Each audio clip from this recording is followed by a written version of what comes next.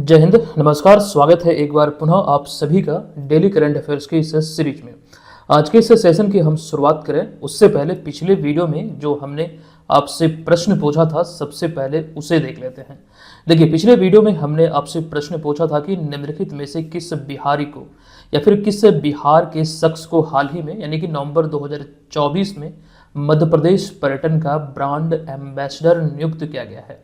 तो बॉलीवुड अभिनेता पंकज त्रिपाठी, जो कि बिहार के गोपालगंज के रहने वाले हैं। डिटेल इंफॉर्मेशन यहां से संबंधित हमने आपको दिया था।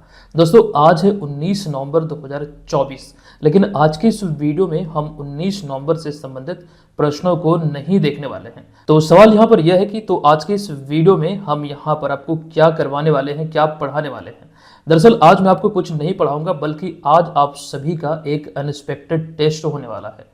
जो हमने इतनी मेहनत से चीज़ें आपको प्रोवाइड किया है और आप में से भी बहुत लोग रेगुलर हमारे साथ बने हुए हैं पिछले एक साल से, खास करके 17वीं बीपीएससी प्रीलिम्स को लेकर के। ठीक है, तो आज आप सभी का इस डेली करंट अफेयर्स की क्लास में अनएक्सपेक्टेड टेस्ट होने जा रहा है। अचानक से ये हमने आयोजन किया है। देखते हैं यहाँ पर आप लोगों का क्या परफॉर्मेंस रहता है। पूरी ईमानदारी से आप सभी प्रश्नों को हल कीजिएगा। टोटल नंबर ऑफ क्वेश्चन की बात करें तो इस वीडियो में 25 प्रश्न हमने शामिल किया है और प्रत्येक प्रश्न 4 अंक का है, यानी कि फुल मार्क्स जो है ये है 100। और कोशिश करना है कि कम से कम आपको 20 प्रश्न को सही सही हल करना है, तभी आप पास समझे जाएंगे। अन्यथा अगर 20 से कम होता है तो आप यहाँ पर फेल करार दिए जाएंगे। पूरी ईमानदारी के साथ आप इसे हल करेंगे। एकदम हूबहू फील लीजिए कि आप एग्जाम हॉल में बैठे हुए हैं और प्रश्न पत्र में आप ये तमाम प्रश्नों को देख रहे हैं और उसे हल कर रहे हैं। और सभी को काउंट कीजिएगा और वीडियो के अंत में कमेंट बॉक्स में हमें ईमानदारी पूर्वक आप लोग लिखिएगा कि कितना आंसर यहाँ पर आप सभी का सही होता है। ठीक है, चलिए सेशन की शुरुआत करते हैं। चलते हैं पहले प्रश्न पे, लेकिन उससे पहले ये ध्यान रखें हमारे जितने भी करंट अफेयर्स के मटेरियल नोट्स आदि होते हैं वो सभी बीएम ऑनलाइन लर्निंग एप्लीकेशन के माध्यम से इस कोर्स के जरिए आप एकदम नॉमिनल सा चार्ज पर प्राप्त कर सकते हैं, जो कि प्रिंटेबल है। आप इसका प्रिंट करके अपनी तैयारी को बेहतर बना सकते हैं। जो इसमें फायदे मिलेंगे वो यहाँ पर दर्शाया गया है। चलिए चलते पहले प्रश्न पे। पूरी ईमानदारी से सभी प्रश्नों को देखिएगा, समय लीजिएगा और इसे अच्छी तरीके से हल करने का प्रयास कीजिएगा। ठीक है, देखिए यहाँ पर पहला प्रश्न आपके बीच है कि बिहार कैबिनेट बैठक में, देखिए यहाँ पर जो प्रश्न आपको दिख रहा है यानी जो 25 प्रश्न आप देखेंगे इसमें बिहार राष्ट्रीय अंतर्राष्ट्रीय तीनों घटनाओं का संग्रह है। एक हिंट मैं यहाँ पर आपको दे दूं, ये जो 25 प्रश्न आज की इस क्लास में हमने आपके समक्ष रखा है ये सभी प्रश्न अक्टूबर 2024 माह से संबंधित है। ध्यान दीजिएगा।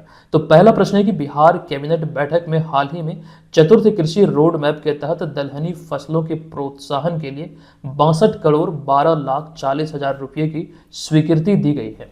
हमने इसी में पूछा है कि बताएं कि चतुर्थ कृषि रोड मैप की शुरुआत कब की गई थी। देखिए, आप सभी को मालूम है कि राष्ट्रपति द्रौपदी मुर्मू पिछले साल बिहार दौरे पर थी और बिहार दौरे पर जब थी और उन्होंने औपचारिक तौर पर ये चतुर्थ कृषि रोड मैप की शुरुआत की थी, जो कि क्रम के दृष्टिकोण से ये चौथा कृषि रोड मैप है। और आपको ध्यान रखना ये 2028 तक संचालित होगा। आई होप अब तक आप इसका आंसर कर चुके हैं। राइट आंसर है विकल्प नंबर डी, यानी कि 18 अक्टूबर 2023 को औपचारिक उद्घाटन द्रौपदी मुर्मू के द्वारा किया गया था। अतः विकल्प नंबर डी यहाँ पर इस प्रश्न का राइट आंसर होगा। उसके बाद हम चलेंगे दूसरे प्रश्न पे। दूसरा प्रश्न है कि केंद्रीय स्वास्थ्य एवं परिवार कल्याण मंत्रालय की हालिया रिपोर्ट के अनुसार, जो खास करके सितंबर 2024 पर आधारित है, ये रिपोर्ट जो आधारित है ये सितंबर 2024 पर आधारित है, लेकिन आई कब है तो अक्टूबर 2024 में। यहाँ पर पूछा गया इस रिपोर्ट के अनुसार निम्नलिखित में से कौन सा राज्य मरीजों को मुफ्त दवा उपलब्ध कराने के मामले में देश में अव्वल रहा है। बताइए इसका राइट आंसर क्या होगा। विकल्प है बिहार, राजस्थान, उत्तर प्रदेश और तेलंगाना। आई होप आप यहाँ पर अब तक आंसर कर चुके हैं। मरीजों को मुफ्त दवा उपलब्ध कराने के मामले में जो नवीनतम रिपोर्ट कहती है इसमें बिहार अव्वल है और राजस्थान दूसरे स्थान पर है। अतः फिलहाल यहाँ पर इस प्रश्न का जो राइट आंसर है यह है बिहार। चलिए अगले प्रश्न पर चलते हैं। तीसरा प्रश्न है कि हाल ही में किस तिथि को बिहार के मौजूदा मुख्यमंत्री नीतीश कुमार के द्वारा नवनिर्मित बापू टावर का उद्घाटन किया गया है। देखिए यह है यहाँ पर प्रश्न और इस प्रश्न के राइट आंसर की बात करें, देखिए यहाँ पर जो विकल्प आपको दिख रहा है 1, 2, 3 और 4 अक्टूबर 2024, आप सभी को मालूम है कि ये जो उद्घाटन किया गया है ये 2 अक्टूबर को गांधी जयंती के अवसर पर किया गया। अच्छा, कुछ बातें यहाँ से मैं आपको बतला दूं, हालांकि ये चीज़ें ऑलरेडी पहले हमने आपको बतला दिया, पढ़ाया हुआ है आपको, और पीडीएफ भी आपके पास उपलब्ध होंगे, तो तमाम चीज़ें रिविजन भी आप लोग देते रहिएगा। देखिए, रिसेंटली नीतीश कुमार 9वीं बार बिहार के मुख्यमंत्री बने हैं और गांधी मैदान में बतौर मुख्यमंत्री सर्वाधिक बार झंडा फहराने वाले बिहार के मुख्यमंत्री हैं, जिन्होंने 18 बार तिरंगा फहराया है। सर्वाधिक 14 बार का रिकॉर्ड था बिहार के पहले मुख्यमंत्री डॉक्टर श्री कृष्ण सिंह के नाम पर। ये चीज़ें यहाँ पर ध्यान रखने योग्य है। अच्छा, बापू टावर के बारे में अगर ये पूछा जाए कि कहाँ पर इसका उद्घाटन किया गया, हमने आपको एक ट्रिक बतलाया था, खास करके जो बापू टावर और बापू परीक्षा परिसर का उद्घाटन हुआ उसको लेकर आपको हमने बतलाया था।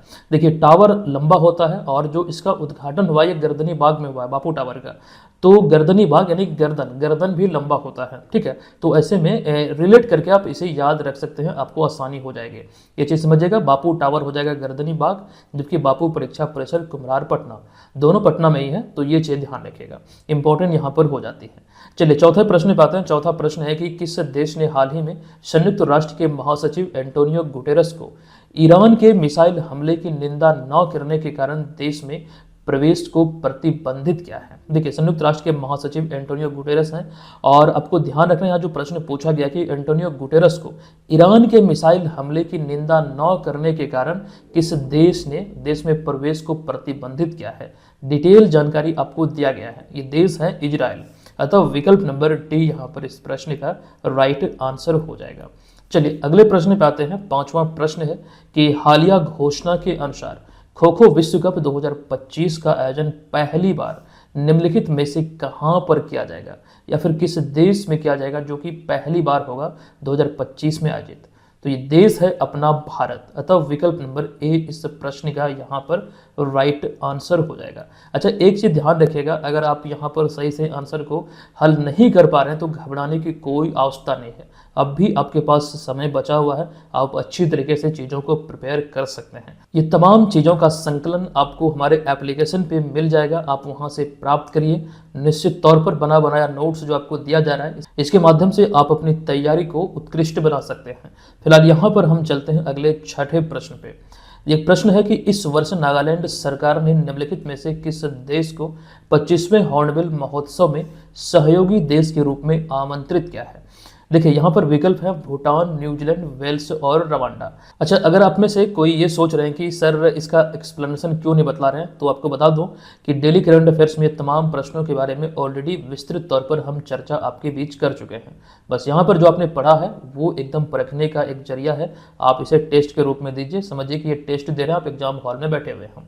फिलहाल यहाँ पर जो प्रश्न है 25वें हॉर्नबिल महोत्सव में सहयोगी देश के रूप में आमंत्रित किया गया वेल्स को 1 से लेकर 10 दिसंबर तक जो नागालैंड में प्रत्येक वर्ष जो आयोजित होता है किसामा गांव में, और आपको यहाँ ध्यान रखना है कि वेल्स को सहयोगी देश के रूप में आमंत्रित किया गया है, अतः विकल्प नंबर सी यहाँ पर इस प्रश्न का राइट आंसर हो जाएगा। चलिए उसके बाद चलते हैं अगले प्रश्न पे। तो ये सातवां प्रश्न है कि प्रधानमंत्री नरेंद्र मोदी की अध्यक्षता में केंद्रीय मंत्रिमंडल ने हाल ही में 3 अक्टूबर 2024 को कितनी भाषाओं को शास्त्रीय भाषा का दर्जा देने की मंजूरी दी है? देखिए, सबसे पहले इसका राइट आंसर कीजिए, राइट आंसर क्या है? विकल्प है 3, 4, 5 और 6। इस प्रश्न का करेक्ट आंसर हो जाएगा यहाँ पर विकल्प नंबर सी, यानी कि 5 भाषाओं को भी मंजूरी दिया गया। कब? तो 3 अक्टूबर 2024 को। अब यहाँ पर एक सवाल ये अराइज होता है कि इसके साथ ही भारतीय शास्त्रीय भाषाओं की संख्या बढ़कर कितनी हो गई? तो कुल मिलाकर ये चीज़ें भी ध्यान रखना, 11 हो जाती है। पहले से 6 इसमें था और बाद में 5 को मंजूरी दिया गया, तो ये बढ़कर कितना हो गया? ये 11 हो गया। कंप्लीट जानकारी यहाँ पर इसको लेकर हमने आपके समक्ष रखा है। यहाँ पर आप देख सकते हैं, यहाँ तक जो आपको दिख रहा है 6 नंबर तक का, ये आपको पहले से ये ध्यान रखना, पहले से सूची में शामिल था। उसके बाद से यहाँ पर मराठी, पाली, प्राकृत, असमिया और बंगाली इसमें शामिल हुआ। अच्छा, पहली भाषा तमिल थी जो 2004 में इसमें शामिल हुई थी। ठीक है, इतनी बातें यहाँ पर आपको ध्यान रखना, ध्यान रखने योग्य है। उसके बाद चलते हैं अगले प्रश्न पे। हमारा 8वां प्रश्न है कि हाल ही में चर्चा में रही इजराइल की खुफिया एजेंसी का नाम निम्नलिखित में से क्या है? देखिए इजराइल की जो ये खुफिया एजेंसी को लेकर पूछा जा रहा है, ये दुनिया की जो सबसे मजबूत एजेंसियों की अगर हम बात करें वो तो उनमें ये शुमार है। इससे खुफिया एजेंसी का नाम क्या है ये पूछा गया है। इसका राइट आंसर है विकल्प नंबर सी यानी कि मोसाद, जो कि अभी हाल ही में खबरों का विषय रहा है। अब ये चीज़ें पीडीएफ में हमने आपको ऑलरेडी उपलब्ध करा दिया है। देखिए इसका पीडीएफ आप एप्लीकेशन के माध्यम से प्राप्त कर सकते हैं। अच्छा चलिए, अक्टूबर महीने वाला जो पीडीएफ है, अक्टूबर 2024 महीने का करंट अफेयर्स का जो मंथली ई बुक है, वो मैं निःशुल्क आप सभी के लिए टेलीग्राम पर सेंड कर रहा हूँ। आप लोग टेलीग्राम पर जाके उसे जरूर डाउनलोड कर लीजिएगा। टेलीग्राम का लिंक इस वीडियो के डिस्क्रिप्शन में दे रहा हूँ, आप वहाँ पर जाइए, लिंक पर क्लिक कीजिएगा, आप वहाँ से इसको डाउनलोड करके देखिएगा कि हमारा नोट्स किस प्रकार का होता है और कितना आपके लिए हेल्पफुल साबित हो सकता है। अब यहाँ पर हमारा अगला नवा प्रश्न है कि राजगीर बिहार की मेजबानी में 11 से 20 नवंबर 2024 तक पहली बार आयोजित हुई महिला एशियाई, देखिए यहाँ पर एक शब्द छोटा है, हॉकी, आप लोग यहाँ पर ऐड कर लीजिएगा। महिला एशियाई हॉकी चैंपियंस ट्रॉफी या फिर चैंपियनशिप 2024 का शुभंकर जो है ये क्या रखा गया है, क्या निर्धारित किया गया है। एक चीज यहाँ पर समझिएगा, जो विकल्प आपको दिख रहे हैं इसमें कंफ्यूजन का शिकार आप हो सकते हैं, क्योंकि जो यहाँ पर विकल्प आपको दिख रहा है ये सारे जो विकल्पों में से कोई ना कोई एक मतलब खेल का शुभंकर रह चुका है, तो कंफ्यूजन हो सकता है आपको। इसमें जो राइट आंसर होगा वो होगा विकल्प नंबर ए यानी कि गुड़िया। अगर गुड़िया को आप टिक किए हैं तो बिल्कुल करेक्ट होगा। अच्छा, एक प्रश्न और भी यहाँ से अराइज हो सकता है कि जो शुभंकर रखा गया गुड़िया वो किससे प्रेरित है।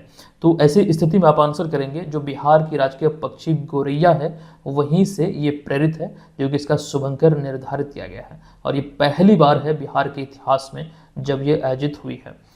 अब यहाँ पर हमारा अगला 10वां प्रश्न है कि प्रधानमंत्री नरेंद्र मोदी द्वारा 5 अक्टूबर 2024 को निम्नलिखित में से कहाँ बंजारा विरासत संग्रहालय यानी कि बंजारा विरासत म्यूजियम का उद्घाटन किया गया। तो ये उद्घाटन अभी हाल ही में महाराष्ट्र में किया गया है। प्रॉपर वो जगह ध्यान रखिएगा, महाराष्ट्र में कहाँ पर इसका उद्घाटन किया गया ये भी पूछा जा सकता है। अगर मान लीजिए सारे विकल्प में महाराष्ट्र होता, महाराष्ट्र का कोई जगह होता इधर, तो वहाँ पर आप कंफ्यूज हो जाते। तो ऐसी स्थिति में वो प्रॉपर जगह याद रखना आवश्यक है।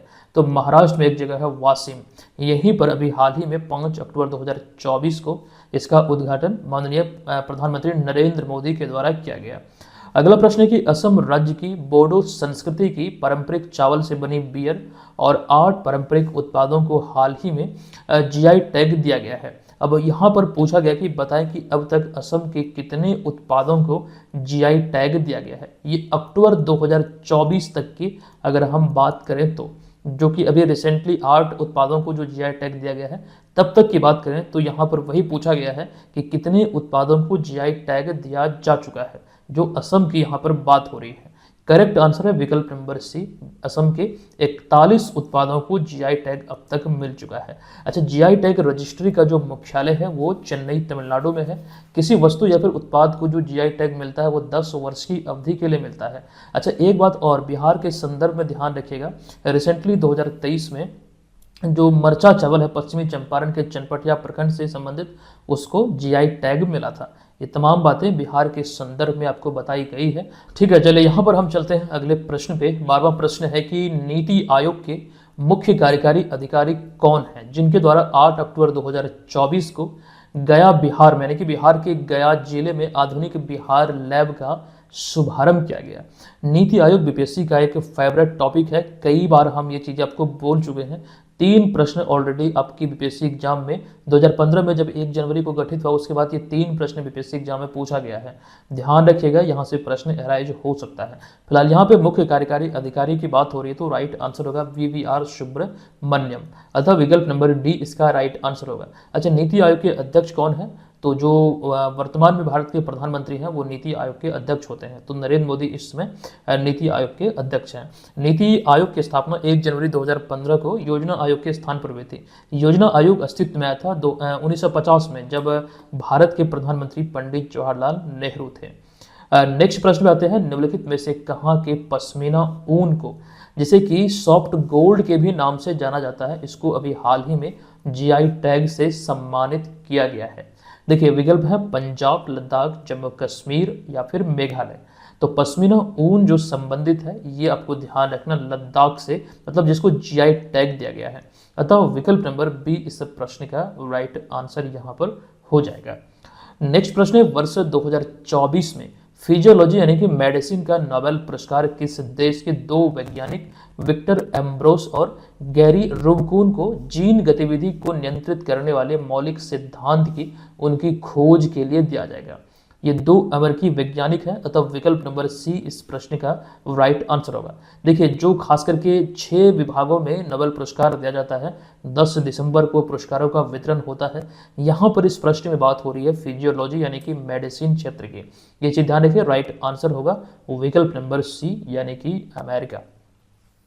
नेक्स्ट प्रश्न पे आते हैं, वाल्मीकि नगर जो कि पश्चिमी चंपारण में एक जगह है। प्रश्न पूछा गया कि वाल्मीकि नगर पश्चिमी चंपारण के बाद बिहार के किस जिले के वन्यजीव अभ्यारण्य को राज्य के दूसरे टाइगर रिजर्व के रूप में विकसित करने की घोषणा को केंद्र सरकार ने हाल ही में हरी झंडी दे दी है? ये बातें बहुत दिनों से चली आ रही थी, पहले से ही ये प्रस्तावित थे, लेकिन केंद्र सरकार की ओर से मंजूरी नहीं मिली थी। लेकिन अब हाल ही में केंद्र सरकार की ओर से मंजूरी मिल गई है, यानी कि इसे हरी झंडी दे दिया गया। तो यहाँ पर सवाल यह है कि कहाँ पर यह स्थापित होगा? तो बिहार का दूसरा टाइगर रिजर्व या स्थापित या फिर जो विकसित होगा, ये बिहार के कैमूर में। अतः विकल्प नंबर ए इस प्रश्न का राइट आंसर होगा। पहला कहाँ पर है? तो पश्चिमी चंपारण के वाल्मीकि नगर में, वाल्मीकि नगर टाइगर रिजर्व। ठीक है, उसका यहाँ पर हम चलते हैं अगले 16 नंबर प्रश्न पे। हाल ही में 9 अक्टूबर 2024 को टाटा समूह के चेयरमैन और वरिष्ठ उद्योगपति रतन टाटा का 86 वर्ष की आयु में निधन हुआ है। बताएं कि उन्हें मिले पदकों का कौन सा मिलान सत्य है? देखिए, इस प्रश्न में जो विकल्प आपको दिख रहे हैं, ये तमाम चीज़ों को बारीकी से समझिएगा। थोड़ा सा अगर गलत होगा तो आपका आंसर यहाँ पर गलत हो सकता है। देखिए, यहाँ पर जो पहला विकल्प है 2000 में पद्म भूषण, जो कि भारत का तीसरा सर्वोच्च सम्मान है, ये विकल्प यहाँ पर सत्य है। 2008 में भारत का दूसरा सर्वोच्च सम्मान पद्म विभूषण से उन्हें सम्मानित किया गया, ये भी सत्य है। 2006 में महाराष्ट्र का जो सर्वोच्च सम्मान है महाराष्ट्र भूषण, 2021 में असम वैभव से इन्हें सम्मानित किया गया, असम का सर्वोच्च सम्मान है। तो सारे विकल्प यहाँ पर हमें सत्य नजर आते हैं। तो फाइनल आंसर हम सेलेक्ट करेंगे विकल्प नंबर डी, सभी सत्य है। अगर आपने डी को टिक किया है तो बिल्कुल यहाँ पर आपका करेक्ट आंसर होगा। नेक्स्ट प्रश्न पे आते हैं। नेक्स्ट 17 नंबर प्रश्न है कि हालिया घोषणा के अनुसार 38वें राष्ट्रीय खेल यानी कि 38वें नेशनल गेम्स वर्ष 2025 का जो आयोजन है, ये 28 जनवरी से लेकर 14 फरवरी 2025 तक कहाँ पर आयोजित किया जाएगा? अच्छा, यहाँ पर ब्रैकेट में हमने लिखा है 36वां का जो आयोजन हुआ था ये गोवा में हुआ था, गुजरात में हुआ था, और 37वां का जो आयोजन हुआ था ये गोवा में हुआ था, ये ध्यान रखिएगा। अब यहाँ पर आपसे पूछा गया कि 38वां का जो आयोजन है ये 2025 में कहाँ पर आयोजन किया जाएगा? राइट आंसर है विकल्प नंबर बी यानी कि उत्तराखंड में। अगर आप बी को टिक किए हैं तो बिल्कुल यहाँ पर आपका करेक्ट आंसर हो जाएगा। नेक्स्ट प्रश्न पे आते हैं। प्रश्न है कि 8 अक्टूबर 2024 को राष्ट्रपति द्रौपदी मुर्मू द्वारा नई दिल्ली में किस अभिनेता को सिनेमा के क्षेत्र में दिए जाने वाले सर्वोच्च सम्मान 70वें दादा साहब फाल्के पुरस्कार से सम्मानित किया गया है? बहुत इंपॉर्टेंट ये प्रश्न है, और ऐसे में जो इसका राइट आंसर होगा, आई होप आप इसका राइट आंसर कर चुके हैं। राइट आंसर है विकल्प नंबर डी यानी कि मिथुन चक्रवर्ती। भारतीय सिनेमा में दिया जाने वाला ये सर्वोच्च सम्मान है, और ऐसे में ध्यान रखिए दादा साहब फाल्के पुरस्कार का 70वां संस्करण है जो कि मिथुन चक्रवर्ती को इस पुरस्कार से सम्मानित किया गया है। नेक्स्ट प्रश्न पे आते हैं। 19 नंबर प्रश्न है कि हालिया घोषणा के अनुसार किस देश की प्रसिद्ध लेखिका हान कांग को साहित्य के लिए नोबेल पुरस्कार 2024 से सम्मानित किया जाएगा? जो घोषणा हुई है, ये लेखिका का नाम है हान कांग। ये पूछा गया किस देश की है जिन्हें की साहित्य के लिए नोबेल पुरस्कार मिलेगा? राइट आंसर है विकल्प नंबर सी यानी कि दक्षिण कोरिया। अगर आप सी को टिक किए हैं तो बिल्कुल यहाँ पर करेक्ट आंसर हो जाएगा।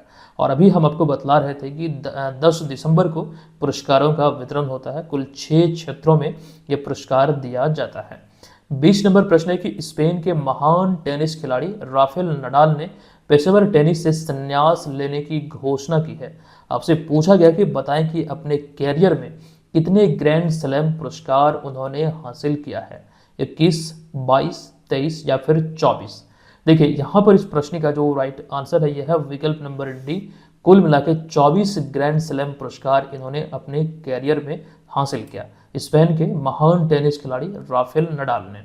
21 नंबर प्रश्न है कि किस अंतरिक्ष एजेंसी ने अब तक का सबसे बड़ा अंतरिक्ष यान यूरोपा क्लिपर बृहस्पति ग्रह के चंद्रमा यूरोपा की स्टडी के लिए स्पेस एक्स के फॉल्कन हैवी रॉकेट से लॉन्च किया है, जिसे यूरोपा तक पहुंचने में 2030 तक का समय लगेगा। यहाँ पर ये प्रश्न है कि किस अंतरिक्ष एजेंसी द्वारा ये कार्य किया गया है या फिर किस अंतरिक्ष एजेंसी द्वारा इसे लॉन्च किया गया है। आप सभी को मालूम होगा, हमने बतलाया भी है। इसका राइट आंसर है अमेरिकी अंतरिक्ष एजेंसी नासा। अतः विकल्प नंबर सी इस प्रश्न का राइट आंसर होगा। देखिए, बृहस्पति ग्रह का जो चंद्रमा है यूरोपा, इसकी स्टडी के लिए इसे लॉन्च किया गया है। किसके माध्यम से? तो स्पेस एक्स का जो फॉल्कन हैवी रॉकेट है, इसके जरिए ये लॉन्च किया गया, इस रॉकेट के माध्यम से, जो कि यूरोपा तक पहुंचने में 2030 तक का वक्त लगेगा इस अंतरिक्ष यान को, जिसका नाम है यूरोपा क्लिपर। ये ध्यान रखिए। अब फिलहाल यहाँ पर राइट आंसर है विकल्प नंबर सी, यानी कि नासा। अब 22 नंबर प्रश्न है कि हाल ही में 17 अक्टूबर 2024 को उच्चतम न्यायालय ने नागरिकता कानून की धारा 6A को संवैधानिक रूप से वैध करार दिया है, जिस वजह से ये खबरों में है। ये तिथि आपसे पूछा जा सकता है। हालांकि यहाँ पर अतिरिक्त फैक्ट हमने आपसे पूछा है, आपको बतलाया भी था हमने कि बताएं कि नागरिकता कानून की धारा 6A कब अस्तित्व में आया था, ये कौन सी ईस्वी थी जब ये अस्तित्व में आया था।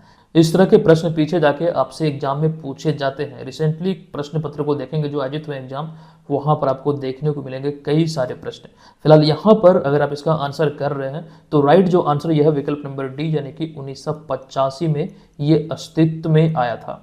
उसके बाद यहाँ पर हमारा अगला प्रश्न है कि किस तिथि को उच्चतम न्यायालय ने नई न्याय की देवी यानी कि लेडी ऑफ जस्टिस प्रतिमा का अनावरण किया है। पूरी कंप्लीट इंफॉर्मेशन आपको यहाँ से हमने दिया है। मुझे नहीं लगता कि दोबारा यहाँ से कुछ बतलाने की आवश्यकता है। ठीक है, इसका राइट आंसर कीजिए, राइट आंसर क्या होगा। देखिए, करेक्ट जो आंसर यह है विकल्प नंबर ए, यानी कि 17 अक्टूबर 2024। उसके बाद यहाँ पर अगला प्रश्न होगा, निम्नलिखित में से कौन सा भारतीय खिलाड़ी हाल ही में सचिन तेंदुलकर, राहुल द्रविड़ और सुनील गावस्कर के बाद टेस्ट क्रिकेट में 9000 से अधिक रन बनाने वाले भारत के चौथे बल्लेबाज बने हैं? तो इस खिलाड़ी का नाम पूछा गया है। राइट आंसर है विराट कोहली। अतः विकल्प नंबर ए इस प्रश्न का राइट आंसर यहाँ पर हो जाएगा।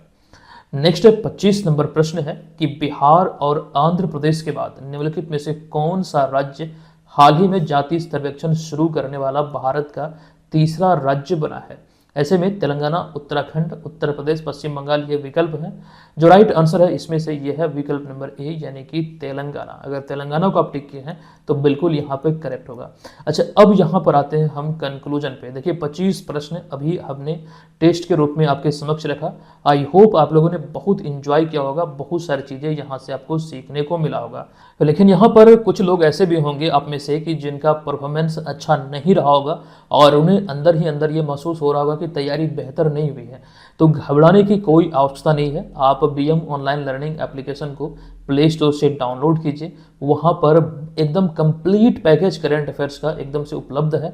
आप उसे अच्छी तरीके से, बस आपको पढ़ना है, बना बनाया नोट्स उपलब्ध है, आप उसे अच्छी तरीके से पढ़िए, चीज़ें बेहतर आपके लिए हो जाएगी। अच्छा, जो अभी हम आपको बतला रहे थे अक्टूबर 2024 का जो पीडीएफ है, मंथली मैगजीन जो हमारा आता है, वो हम टेलीग्राम पर सेंड कर रहे हैं। आप लोग टेलीग्राम को ज्वाइन कीजिएगा।